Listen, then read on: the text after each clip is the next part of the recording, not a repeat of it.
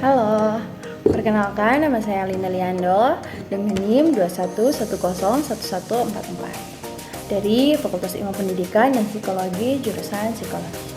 Baik, pada saat ini saya akan membahas salah satu peristiwa yang berdampak dalam sejarah modern, yaitu pandemi COVID-19. Nah, tujuan saya membuat video ini untuk memenuhi tugas mata kuliah Kesehatan dan Keselamatan Kerja. Nah, sejak pertama kali muncul pada akhir tahun 2019, virus ini telah mengubah banyak aspek kehidupan kita, termasuk cara kita bekerja. Mari kita eksplorasi lebih dalam terkait COVID-19 dan dampaknya pada dunia pekerjaan. Nah, yang pertama kita akan bahas latar belakang terjadinya COVID-19. Nah, bermula dari penyebaran virus SARS yang pertama kali terdeteksi di kota Wuhan, Provinsi Hubei, Tiongkok pada akhir 2019. Penyebabnya adalah virus dari keluarga coronavirus yang juga mencakup virus penyebab SARS. Virus ini diyakini berasal dari hewan karena banyak kasus awal terkait dengan pasar hewan di Wuhan. Namun, bagaimana tepatnya virus ini melompat dari hewan ke manusia masih dalam penelitian yang lebih lanjut. Nah, pada awal penyebarannya, virus ini menunjukkan gejala mirip dengan flu atau pneumonia dan terbukti menyebar antar manusia karena penyebarannya yang cepat dan mampu menyebar secara global. COVID-19 kemudian dinyatakan sebagai pandemi oleh Organisasi Kesehatan Dunia pada Maret 2020. Nah, beberapa faktor utama yang berperan dalam penyebaran virus ini antara lain yang pertama, yang sifat penularan yang cepat.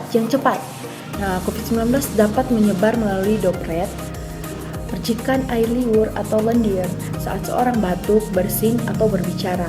Selain itu, virus ini juga bisa menempel pada permukaan benda dan menyebar melalui kontak tidak langsung. Nah, yang kedua ada mobilitas global. Nah, mobilitas manusia yang tinggi di dunia global saat ini mempercepat penyebaran virus ke berbagai negara. Orang yang terinfeksi tanpa gejala juga menjadi faktor penyebaran karena mereka tidak menyadari telah membawa virus. Dan yang kemudian itu ada adaptasi dan mutasi virus. Nah, virus ini memiliki kemampuan untuk bermutasi, menghasilkan varian baru yang kadang lebih menular.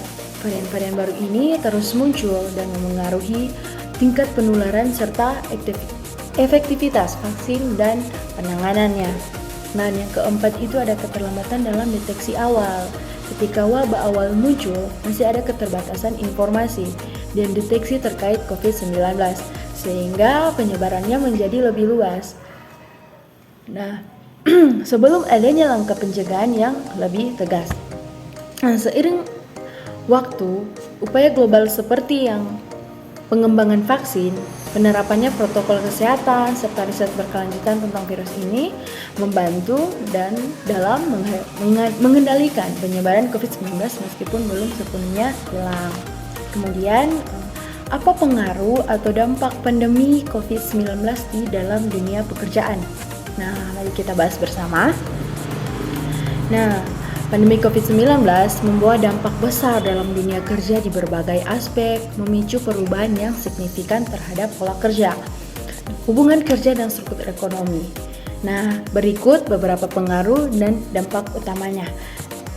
Mari kita bahas bersama. Yang pertama itu, pergeseran ke model kerja jarak jauh. Nah, pandemi memaksa banyak perusahaan untuk beralih ke model kerja jarak jauh agar tetap dapat beroperasi.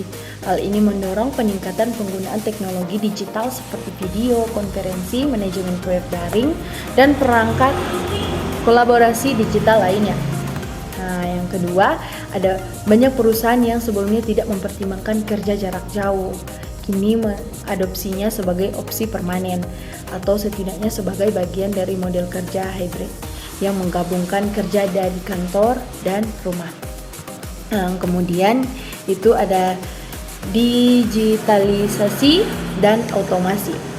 Nah, kebutuhan akan digitalisasi meningkat pesat karena perusahaan harus mencari cara agar proses bisnis tetap berjalan tanpa terlalu banyak kontak fisik.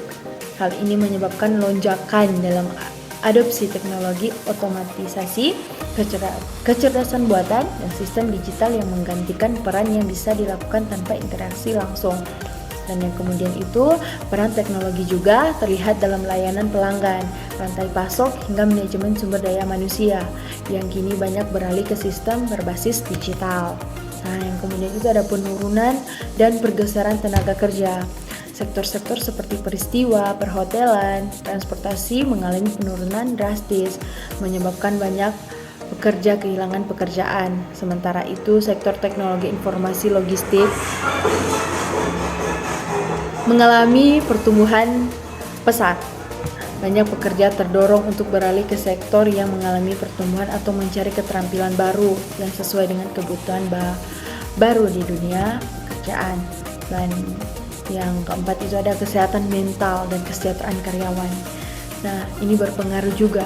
Pandemi meningkatkan stres, kecemasan, dan tekanan pada banyak pekerja akibat ketidakpastian. Beban kerja meningkat serta kurangnya interaksi sosial. Hal ini mendorong perusahaan untuk lebih memprioritaskan kesejahteraan mental karyawan dengan menyediakan layanan dukungan psikologis, fleksibilitas waktu kerja, dan inisiatif kesehatan mental lainnya. Nah, bagi banyak karyawan, perubahan ini juga memicu akibat tekanan dan ketidakpastian berkepanjangan. Nah, kemudian itu penyesuaian regulasi ketenaga kerjaan. Beberapa negara memperkenalkan regulasi baru untuk melindungi pekerja selama pandemi, termasuk aturan kerja dari rumah, dukungan finansial bagi yang terdampak PHK, hingga panduan keselamatan di tempat kerja. Kemudian, dalam jangka panjang, pandemi memicu diskusi tentang hak-hak pekerja, termasuk akses terhadap peralatan kerja di rumah, jaminan sosial untuk pekerja lepas, serta kompensasi jika terinfeksi COVID-19 di tempat kerja. Nah, yang kemudian ada fleksibilitas dan pengaturan kerja yang lebih adaptif. Banyak perusahaan yang mengadopsi jadwal kerja yang lebih fleksibel, memberi karyawan keleluasaan dalam menentukan waktu dan tempat kerja. Ini memberi dampak positif pada keseimbangan hidup, kerja, dan kualitas hidup karyawan. Kemudian pandemi juga memperkenalkan konsep kerja hibrid, di mana karyawan tidak diwajibkan bekerja di kantor setiap hari dan dapat mengatur waktu antara bekerja di rumah dan di kantor. Dan kemudian peningkatan fokus pada keterampilan digital dan reskilling. Dengan percepatan digitalisasi, keterampilan digital menjadi kebutuhan utama. Banyak pekerja dan perusahaan fokus pada peningkatan keterampilan digital seperti analisis data, manajemen proyek digital, dan keamanan cyber.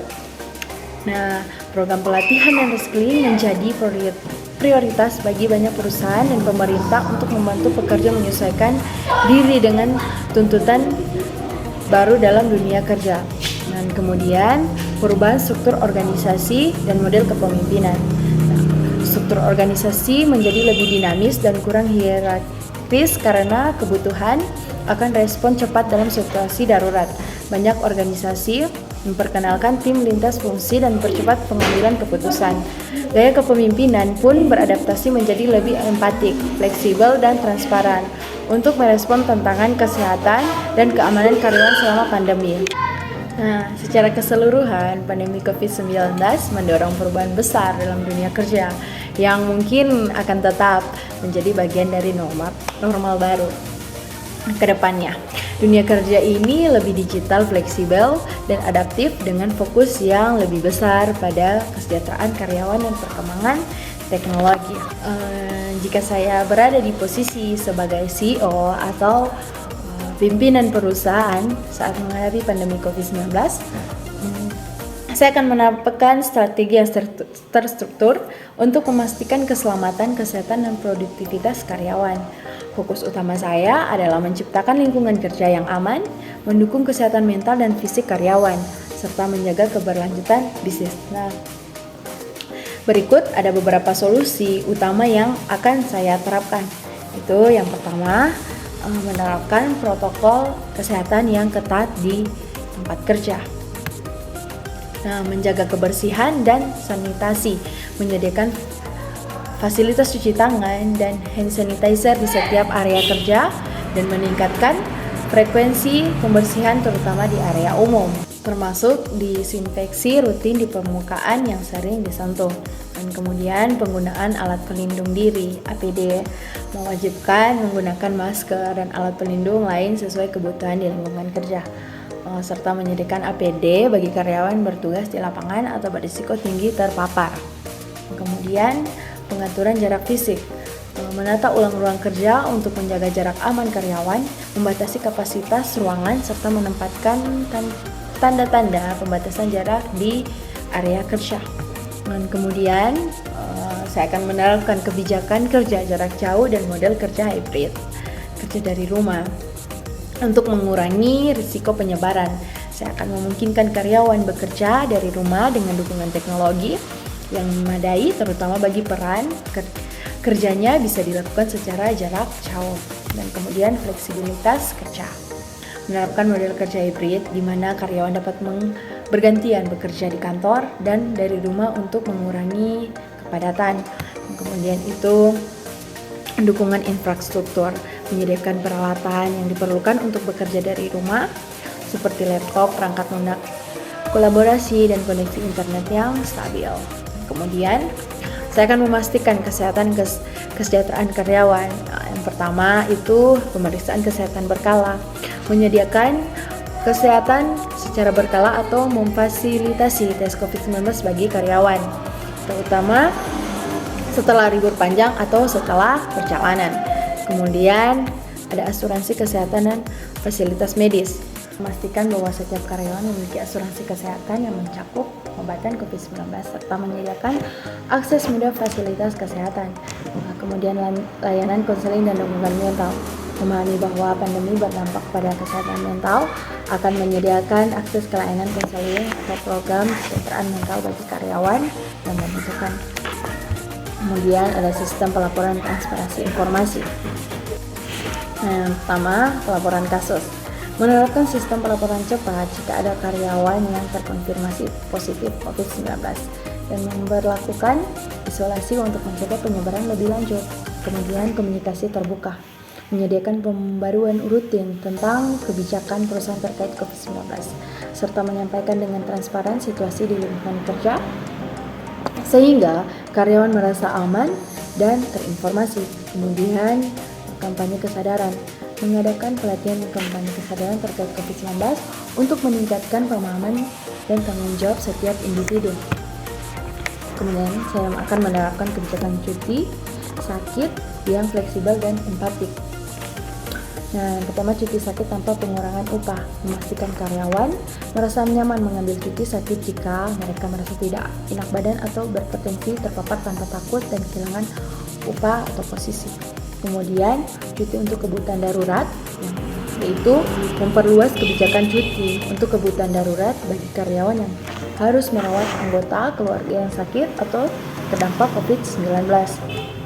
Nah, kedua itu saya akan mendorong program vaksinasi, fasilitas vaksinasi, memfasilitasi program vaksinasi bagi karyawan yang keluarga mereka atau mengkoordinasikan akses mereka ke tempat vaksinasi terdekat serta memberikan cuti vaksinasi untuk karyawan yang perlu untuk vaksinasi.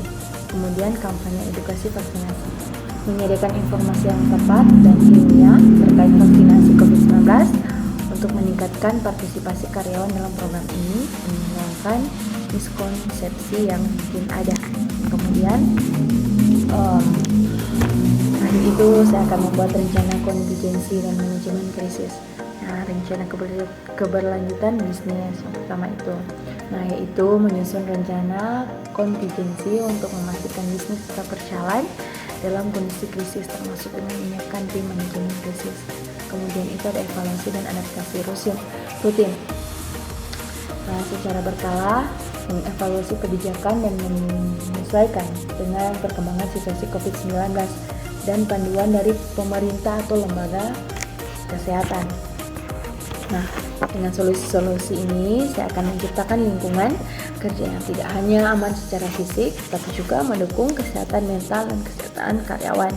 Sebagai CEO atau pimpinan perusahaan, saya akan terus berkomitmen memastikan bahwa setiap karyawan merasa didukung dan memiliki rasa aman, sehingga mereka dapat bekerja dengan tenang dan produktif di tengah situasi pandemi.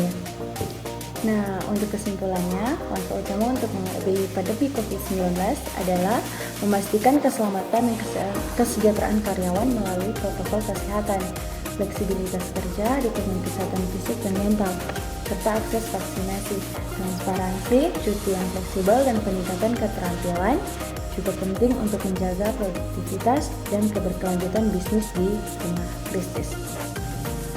Demikian pemaparan dari kasus peristiwa yang sudah saya jelaskan tadi. Sekian dan terima kasih.